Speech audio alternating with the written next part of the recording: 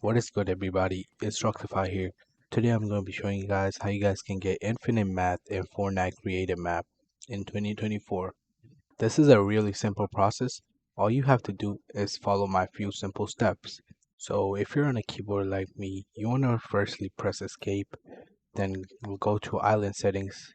In island settings, you want to go to player, which is the fourth option right here. In player, you want to scroll all the way down to inventory. In inventory, you want to turn on the option that says infinite building material.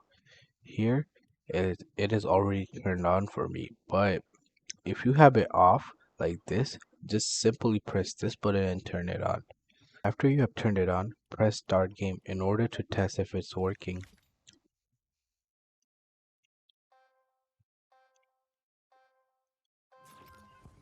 Now, as you guys can see, I have infinite mats in here.